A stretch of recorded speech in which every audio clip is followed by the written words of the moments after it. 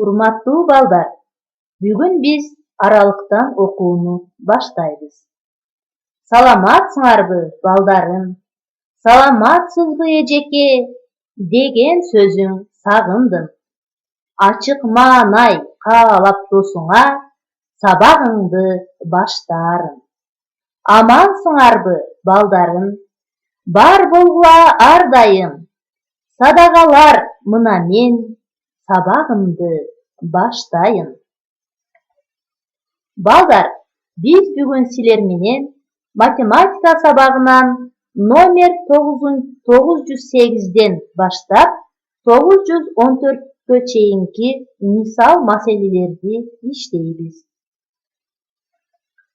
Сабагыбыздын максаты аттуу сандар менен болгон мисал маселелерди окуп түшүнөбүз.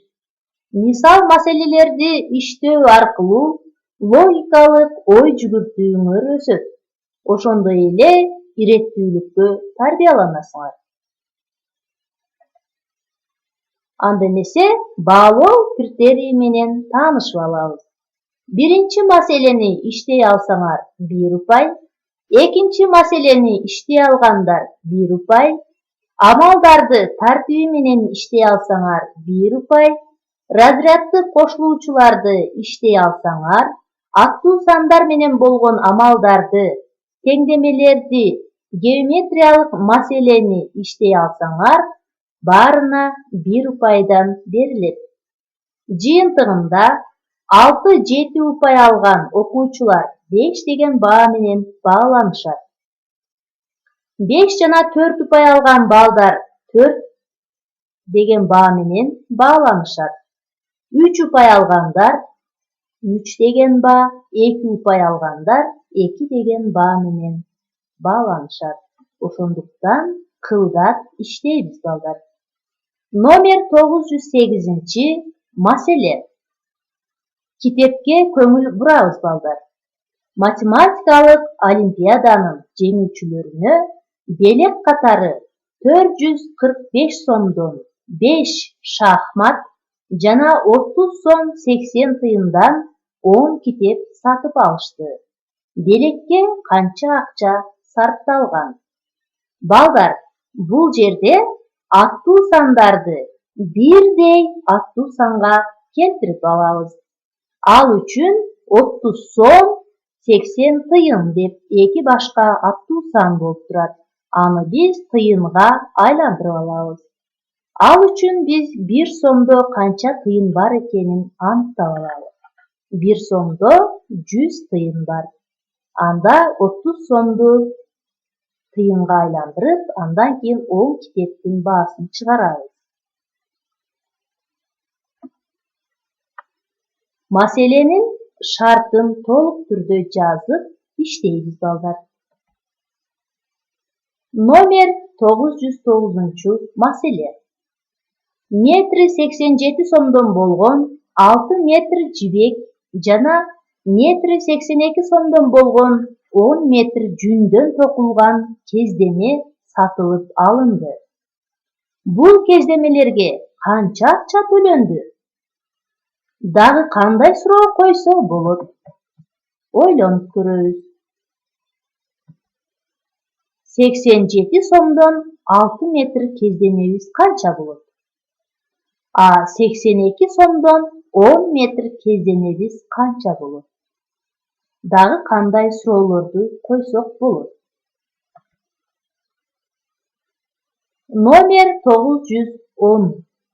Амалдарды тартиби менен аткарууну маңча түрүндө иштейбиз, балдар.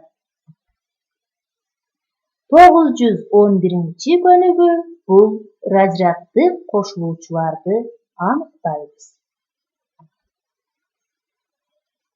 Анда эмесе, балдар, келгиле эс алуу көнүгүүсүн баштайлы.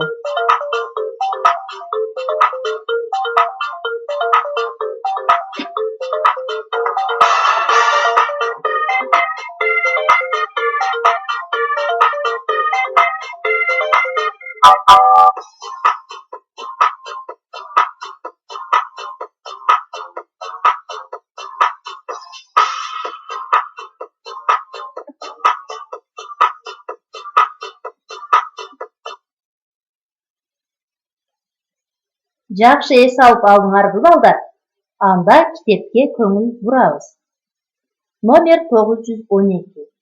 Аттуу сандар менен болгон амалдарды иштейбиз. Номер 913.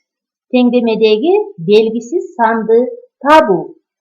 Биз белгисиз санды табуу үчүн эгерде кемитүү амалы же бөлүү амалы болуп, белгисиз сан экинчи орунда турса, ошол эле амал аткарылаарын унутпайбыз. Теңдеменин белгисиз сан табууну иштейбиз. Номер 914. Геометриялык маселени иштейбиз балдар. Ар бир үч бурчтуктун аянтын эсептегиле. Үч бурчтукту табуунун жолун билебиз, биринчи квадраттын аянтын таап алабыз. Андан соң жарым үч бурчтуктун аянтын таап алабыз. Андан кийин ар бир үч бурчтуктун аянтын таап алган оңой болот. Анда балдар, биз класстык иштерди аткарып бүткөн болсок, үй тапшырмага келели. Номер 915. Берилген разряддарды көбөйтүү жана бөлүүнү аткарасыңар. Номер 916. Туюнтмаларды иштеп туруп, андан кийин салыштырасыңар. Тапшырма түшүнүктүү болдубу балдар? Балдар, бүгүнкү сабагыбыз ушуну менен аяктады. Саламатта калгыла балдарым.